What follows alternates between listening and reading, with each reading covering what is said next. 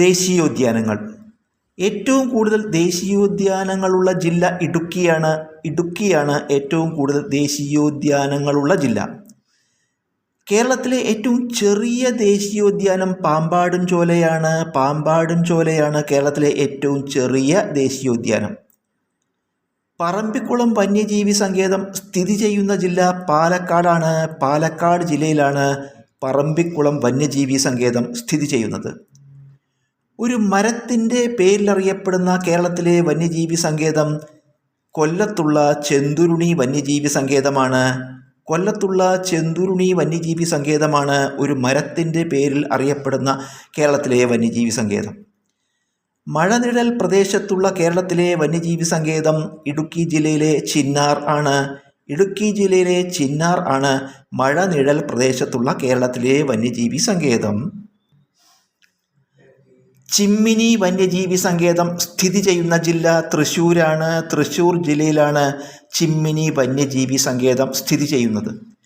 കേരളത്തിൻ്റെ വടക്കേ അറ്റത്തുള്ള വന്യജീവി സങ്കേതം ആറളമാണ്. ആറളമാണ് കേരളത്തിൻ്റെ വടക്കേ അറ്റത്തുള്ള വന്യജീവി സങ്കേതം.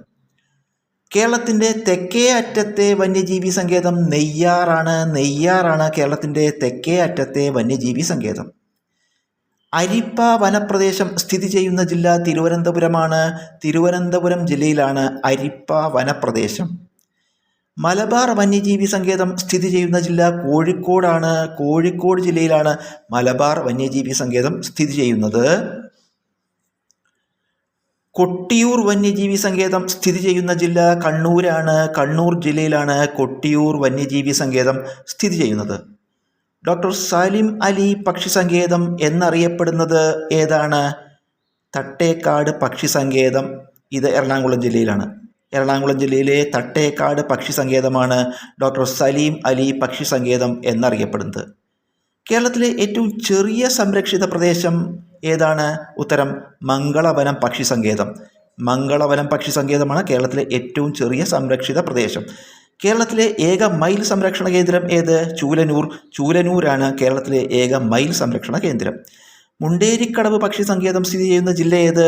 കണ്ണൂർ ജില്ലയിലാണ് മുണ്ടേരിക്കടവ് പക്ഷി സങ്കേതം സ്ഥിതി ചെയ്യുന്നത്. കേരളത്തിൽ ഒരു പ്രത്യേക ചെടിയുടെ സംരക്ഷണത്തിനായി നിലവിൽ വന്ന സങ്കേതം കുറിഞ്ഞിമല സംരക്ഷണ കേന്ദ്രമാണ്. കുറിഞ്ഞിമല സംരക്ഷണ കേന്ദ്രമാണ് കേരളത്തിൽ ഒരു പ്രത്യേക ചെടിയുടെ സംരക്ഷണത്തിനായി നിലവിൽ വന്ന സങ്കേതം.